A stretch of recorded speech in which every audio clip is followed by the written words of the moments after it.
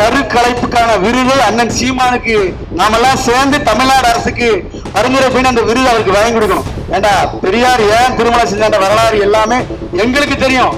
நீ கல்யாணத்துக்கே கயல்விழி, உனக்கு பேத்தி முறை வேணும். நாம அண்ணன் சீமான் சொல்லக்கூடாது, தாத்தா சீமான் தான் நம்ம சொல்றோம். அறபோதெல்லாம் அண்ணன் மேடையில பேச, அண்ணன் இல்ல தாத்தா, தாத்தா சீமான் அறபோதெல்லாம் மேடையில பேசுவாரு. நாட்புறால் ஏடிவிடப்பட்ட வெறிநாய் சீமானை கண்டித்தும் தமிழ்நாட்டில் இந்த மேடையில் ஒரே ஒரு கோரிக்கை வச்சுக்கிறேன்.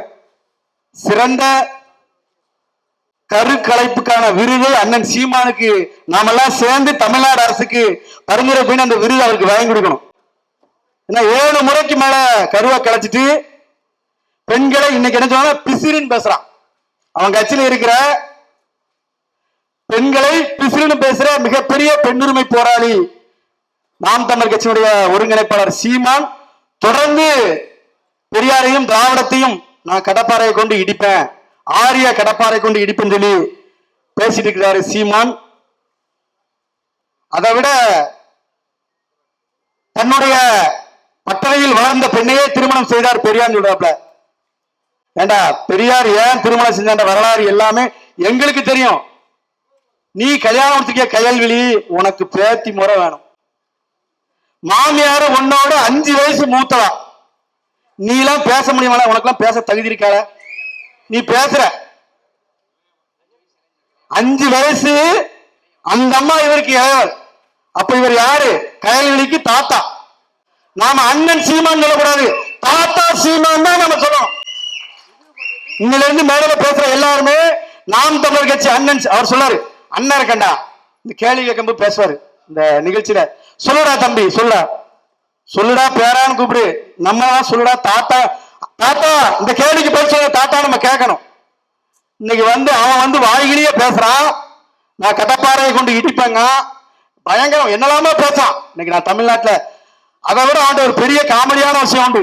அவன் என்ன செய்வான்னா, யாராவது சினிமா பிரபலங்கள் யாராவது இறந்து போனா நேற்று தான் என்கிட்ட பேசிட்டு இருந்தாரு, என்னன்னு தெரியல திடீர்னு செத்து போயிட்டான், அவரு நானும் அப்படி பிணைஞ்சிட்டு இருந்தோம், நகமும் சதையுமா இருந்தோம், தலையும் பேணுமா இருந்தோம், அடிச்சு புழுவான். அவனை மாதிரி புழுவுறதுக்கு எவனுமே கிடையாது. ராணுவங்கள்லாம் ஓடி வந்து ஐயா ஐயா உங்ககிட்ட செல்ஃபி எடுக்கணாங்க சொல்றான், மேல அடிச்சு புழுவுறான். என்னை பார்த்து ஓடி வந்தாங்க, செல்ஃபி எடுக்காங்க. நான் தான் உலகத்திலே தலை சிறந்த தேசிய தலைவர் பிரபாகர் நம்ம சொல்லிட்டு இருக்கோம். அவருக்கெல்லாம் அண்ணன் மாதிரி பேசுவான் அந்த கிறுக்கு சீமான். பேசுறதோடு மட்டும் இல்லாம நிறைய உதாரணம். பாரதி ராஜா பையன் மனோஜ், அவரை போன்ற தலை சிறந்த மனிதன் கிடையாது. நானும் அவரும். அப்புறம் யாரு? விஜயகாந்த். தமிழ்நாட்டில் விஜயகாந்த் இருக்கும்போது அவரை பெரிய கிறுக்க மாதிரி பேசினான் அந்த பையன் சீமானு. செத்ததுக்கு அப்புறம் அவருடைய தவசி படத்துக்கு நான் தான் பாடல் எழுதினேன். அதுல தலை சிறந்த வசனத்தை நான் தான் எழுதி விட்டேன். இல்ல நீ தான் 10 மணிக்கு மேல குடிச்சிட்டு குப்பரை படுத்துருவிய தண்ணியை போட்டு, நீ எப்படில எழுதுவ சொல்லு? கைகள்லாம் நடங்கும். அவன் அடிக்கடி இந்த இழுத்து பேசுவான் பாத்தீங்களா? இல்லாட்டி கம்பியை ஸ்ட்ராங்கா பிடிச்சுவான். ஏன்னா அறபோதையில அண்ணன் எப்பவுமே பேசுவார். அறபோதையில அண்ணன் மேடையில பேச, அண்ணன் இல்ல தாத்தா, தாத்தா சீமான் அறபோதையில மேடையில பேசுவாரு. அதனால அவர் மேடை ஏத்துறதுக்கு முன்னாடி நம்ம டிராபிக் போலீஸ் தான் ரோட்ல இருந்து செக் பண்ணுவாங்களா, வாணி குடிச்சிருக்கான்னு சொல்லி அந்த மிஷினை வச்சு அண்ணன் தாத்தா சீமானுக்கு அப்படி செக்கப் போட்டு தான் மேலே ஏத்தணும். ஏன்னா ஒரு கட்டிங்க போட்டு தான் மேலே ஏறுவாரு. நான் அடிக்கிற சரக்கு வேணா தரலாம இருக்கும், ஆனா என் தலையில சரக்குன்னு சொல்லி என்ன, என் மண்டையில தான் சரக்கு இல்ல, நான் அடிக்கிற சரக்குக்கு பயங்கர பவர் இருக்குன்னு சொல்லுவாரு அண்ணன் சீமான். அவர் மண்டையில சரக்குன்னு சொல்லி பேசுவாரு. ஆபாசமா பேசுவான், கடுமையான ஆபாசமா பேசுவான். பெரியார் இல்லாட்டி நாம் தமிழர் கட்சியே கிடையாது. பெரியார் ஒருவரை சொல்லி சொல்லி சொல்லி சொல்லி இன்னைக்கு ஏக்க வளர்த்துட்டு இருக்கான். பேச ஒவ்வொரு மாவட்டத்துக்கும் 10 பேர் 15 பேர் கட்சியை விட்டு போய்கிட்டே இருக்கான் இன்னைக்கு வரைக்கும். இவன் தமிழ் தேசியவாதி, நான் தான் தமிழ் தேசியவாதி, நான் தான் தமிழுக்கு அத்தாரிட்டி, இங்க பேசுற தெலுங்கு கன்னடம் பேசுற அவ்வளவு பேருக்கும் நான் தான் பிளட். அவன் பெரிய லேப் வச்சிருக்காப்ல, யாரெல்லாம் தமிழ் சொல்லி கூப்பிட்டு டெஸ்ட் பண்ணுவாப்ல. டெஸ்ட் பண்ணி இவர்கள்லாம் தமிழர்கள் சொல்லி சர்டிபிகேட் கொடுக்குற வேலையை செந்தமிழன் தாத்தா சீமான் செஞ்சுட்டு இருக்கிறாரு.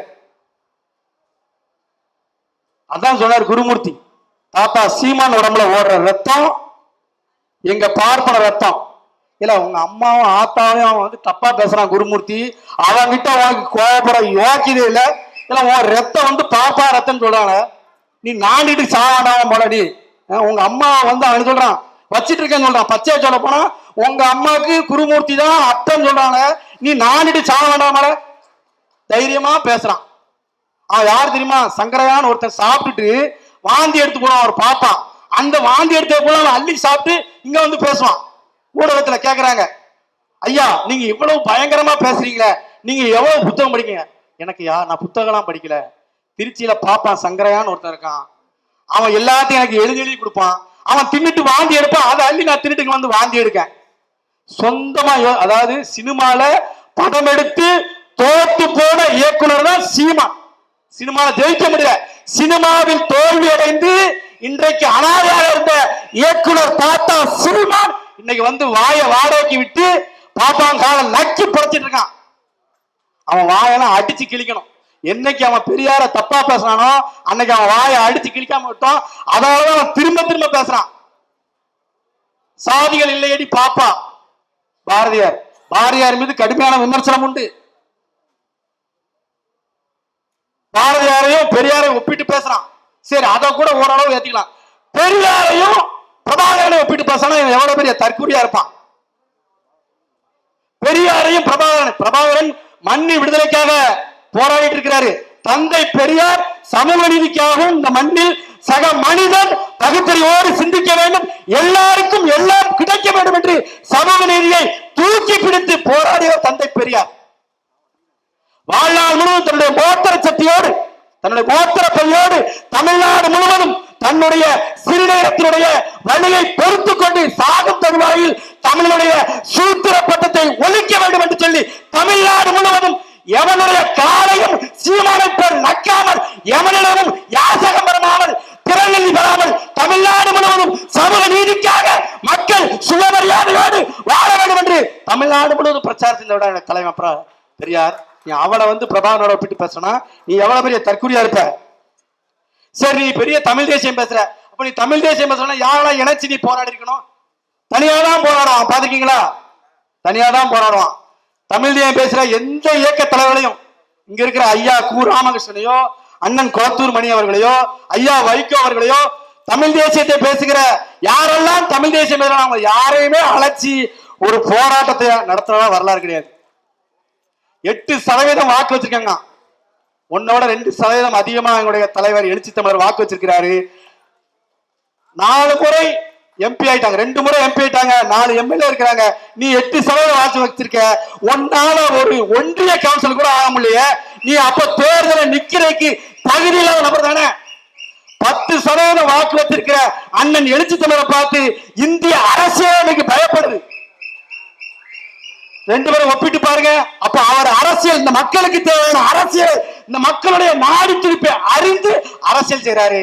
நீ நாக்பூர் நாயினுடைய காலை நக்கிட்டு இருக்க.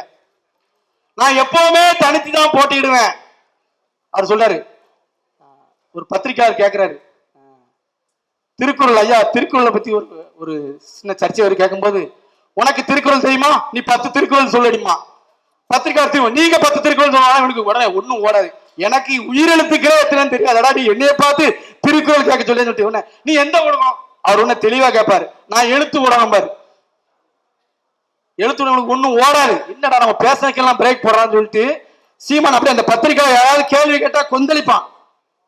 தொடர்ந்து பத்திரிகை நிருபர்களை சந்தித்து கேனத்தனமா பேசுறது, கிறுக்குத்தனமா பேசுறது. பராசக்தி பாப்பா அண்ணன் சொன்னால இளமாறன் கையை அப்படி தூக்கிட்டு இருந்தா இவரே மாதிரி. தமிழர் முன்னேற்றப்பட்ட அக்கா வீரலட்சுமி ஒரு அமைப்பு வச்சு நடத்திட்டு இருந்தாங்க. அவர் வீட்டு கேட்ட, நீ கராத்தே, நானும் கராத்தே பிளாக் பெல்ட் தான், வா போட்டி போடணும். அவரு வீரலட்சுமியோட கணவர் கிரவுண்ட ரெடி பண்ணிட்டாரு. இவன் தொடரடிங்க போய் அவருக்கு தெரியாது கொண்டிருக்கு. இவன் சரியான காலையில ஒண்ணுக்கு போயிடுவான். இவனுக்காக பெரிய கிரவுண்ட் ரெடி பண்ணிட்டு இந்த கவுண்ட் பண்ணி நான் உனக்கு ஒரு சவால் விடுறேன், நான் உனக்கு ஒரு சேவல் விடுறேன், ரைட் நீ விடு நானும் விடுறேன். அவர் கிரவுண்ட் ரெடி பண்ணிட்டு கூப்பிடுறான். ஓடி போயிட்டான் பாண்டிச்சேரிக்கு பிளாக்ல சரக்கு வாங்கி தண்ணி அடிக்கிறதுக்கு. இல்ல அவன் கராத்தேல வாழ போட்டு கூப்பிடுறான், ஓடி போய் ஒழிஞ்சிட்டான் பாண்டிச்சேரியில. அப்புறம் நம்ம அண்ணன் ஊடகத்தில் இருக்கிற கரிகாலன் சொல்றாரு, தந்தை பெரியாரையும் அம்பேத்கரையும் இணைத்து கொள்கை ரீதியா எங்க இணைச்சிருக்காங்க, அதை பத்தி விவாதிக்க தமிழ்நாட்டில் யாருக்காவது தைரியம் இருக்காதுன்னு கூப்பிட்டோன்னே நான் தைரியத்தோட வரேன்னு சொல்லி கரிகாலன் ஓப்பனா சொல்றாரு, வாப்பா பேசணும். இவனுக்கு காது செவிடாக போச்சு. அதான் மணிவண்ணன் சொல்லுவாரு, அவனுக்கு வாய் மட்டும் தாண்டா உண்டு, காது கிடையாது. எவன் எது சொன்னாலும் அவன் கேட்க மாட்டான். சரியான தற்குறி பையனு நீ அப்பா அப்பான்னு சொல்ல தெரியுமா மணிவண்ணன் அவர் சொன்னாரு. இவன் தமிழ்நாட்டில் எல்லாரும் உறவு வச்சுதான் கூடுவான். எடப்பாடிய சித்தப்பா அம்மா என்ன எப்படி எப்படி தெரியல. நாம இஸ்லாமிய சகோதரர்களை மாமான்னு சொல்லுவான், தாத்தான்னு சொல்லுவான். அவன் யாரை பார்த்தாலும் சித்தப்பா அம்மா சின்னம்மா திராவிடத்தை ஒழிக்கணுமா நேர சசிகலா காலமே விழுந்து கும்பிடுவான். அதனால நாம் தமிழர் கட்சியினுடைய தாத்தா சீமான் அவர்களை நாம் ரொம்ப கவனமா கையாள. ஆனா தொடர்ந்து எல்லா இடத்திலும் அம்பலப்படுத்துகின்ற வேலைகளை நாம் செய்யணும். தமிழ்நாட்டில் இருக்கிற இளைஞர்கள் அண்ணன் சீமான் பத்தவன் ஆமக்கறி தின்னம்மா, இட்லியை திறந்தா உள்ள கறி இருக்குமா, இது எல்லாமே அவர் என்ன சொல்றாரு, செட்டிநாட்டு சமையல்காரரா மேதகு பிரபாகரன் நான் பார்த்திருக்கிறான். பிரபாகரன் தமிழீழ தலைவரா பார்க்கல, சமையல்காரனா பார்த்து எல்லா இடத்துலயும் அக்கா எனக்கு இட்லியை பிச்சு கொடுத்தாங்க. உள்ள பார்த்தா ஆமக்கறி மான் கறி சாட மாட்டாரு, மான்னாலே பயப்படுறாரு. இவர் எப்படி போருக்கு வர்றாரு?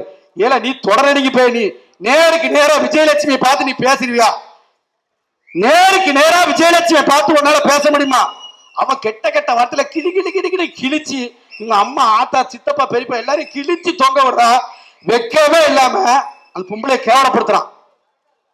காசுக்காக இவனை வந்தாங்க, அப்ப இவனை அடிச்சு அம்மனமா ஓட விடுறத தவிர அந்த வேலையை நம்ம செய்ய தேவட்டும். தமிழ்நாடு முழுவதும் இருக்கின்ற இளைஞர்கள் மத்தியில் சீமானை அம்பலப்படுத்துகின்ற வேலையை செய்ய வேண்டும். நீ பார்ப்பன கடப்பாறையை தூக்கிட்டு வந்து திராவிட கோட்டையை இடிப்பனா உன்னால திராவிட கோட்டையினுடைய கெண்டைக்கால் மயிரை கூட உன்னால பிடுங்க முடியாதுன்னு சொல்லிட்டு திராவிட கோட்டையை நாங்கள் வலுவாக கட்டமைத்துக் கொள்ளோம். இந்த சீமான் அல்ல, ஆயிரம் சீமான் வந்தாலும் அவனை அடித்து துரட்டுகிற வேலையை பெரியார் இயக்கம் செய்யும். அதோடு சேர்ந்து திராவிட தமிழ் கட்சியும் செய்யும் என்று சொல்லி கொடுத்த நல்வாய்ப்புக்கு நன்றி பாராட்டியுடன் நன்றி, வணக்கம்.